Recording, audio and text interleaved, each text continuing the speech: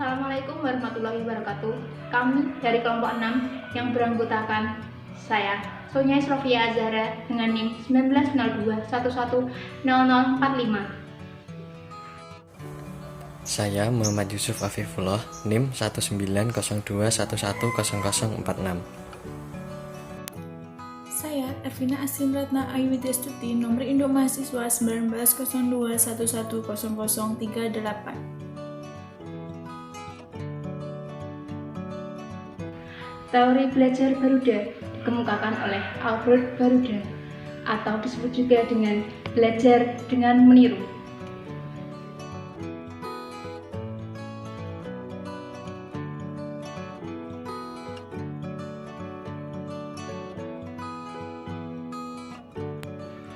Teori belajar sosial adalah pembelajaran yang terjadi ketika seseorang mengamati dan meniru perilaku dari orang lain. Albert Baruda terkenal dengan teori belajar sosial. Menurut Baruda, proses mengamati perilaku orang lain merupakan tindakan belajar. Di dalam teori Baruda menjelaskan, perilaku manusia adalah hubungan timbal balik yang berkesinambungan antara kognitif, perilaku, dan pengaruh lingkungan. Dengan kata lain, informasi diperoleh dengan memperhatikan kejadian dalam lingkungan. Dalam percobaan boneka bubu, Baruda mengilustrasikan bagaimana pembelajaran sosial dapat terjadi meski hanya menyaksikan seorang model. Dalam eksperimen tersebut, anak-anak meniru perilaku agresif dari orang dewasa di sekitarnya.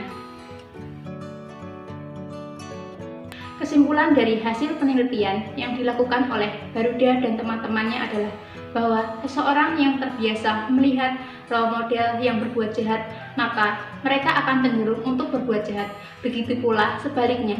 Dengan demikian, implikasi dari teori ini adalah guru harus menjadi model yang profesional, yang layak untuk ditiru oleh siswanya. Seperti sebuah istilah, guru digugu dan ditiru, bukan lantas guru digugu walaupun keliru. Konsep utama dari teori belajar Baruda itu terdiri dari 3 macam, yaitu yang pertama pemodelan, yang kedua belajar vicarious atau peniruan perilaku orang lain, kemudian yang ketiga adalah perilaku diatur sendiri. Yang pertama permodelan, yaitu manusia belajar melalui pengamatan secara selektif dan mengingat tingkah laku orang lain. Kemudian yang kedua belajar vicarious, yaitu meniru model dengan baik maka akan menuju pada suatu penghargaan. Yang ketiga perilaku diatur diri sendiri, yaitu manusia belajar suatu standar yang menjadi dasar evaluasi diri.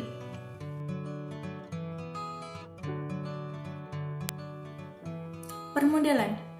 Seseorang belajar menurut teori ini dilakukan dengan mengamati tingkah laku orang lain atau model.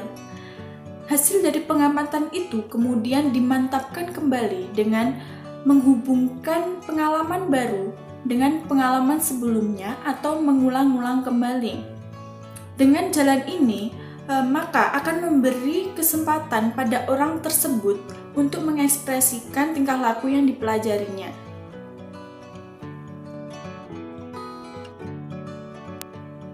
Belajar vicarious. Sebagian besar belajar observasional termotivasi oleh harapan bahwa dengan meniru model dengan baik, maka akan menuju pada hasil yang baik pula.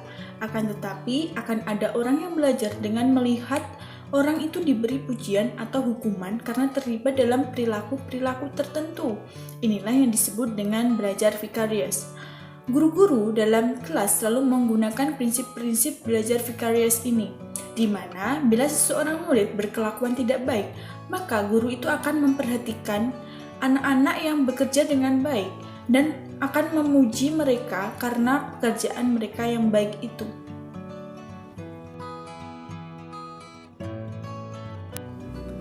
C. Perilaku diatur sendiri. Baruda mengatakan bahwa perilaku manusia sebagian besar merupakan perilaku yang diatur oleh dirinya sendiri atau self-regulated behavior. Manusia belajar suatu standar yang menjadi dasar evaluasi diri.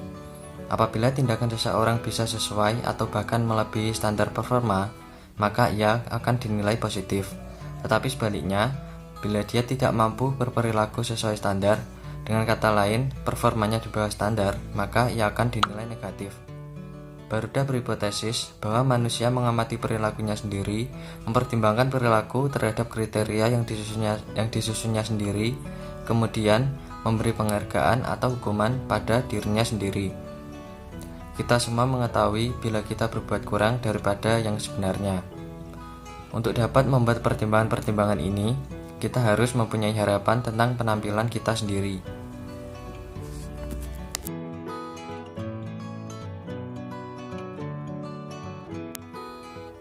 Kelebihan teori Baruda.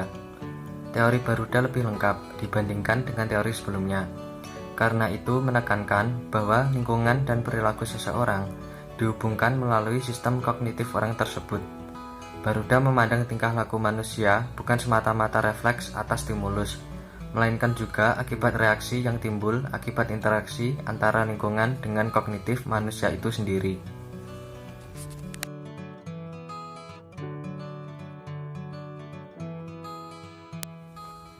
Kelemahan teori Baruda. Kelemahan teori Baruda yaitu pada saat proses penerimaan informasi tidak melihat aspek positif dan negatifnya. Jika manusia belajar atau membentuk tingkah lakunya dengan hanya melalui peniruan atau modeling, sudah pasti terdapat sebagian individu yang menggunakan teknik peniruan ini juga akan meniru tingkah laku yang negatif, termasuk perlakuan yang tidak diterima dalam masyarakat.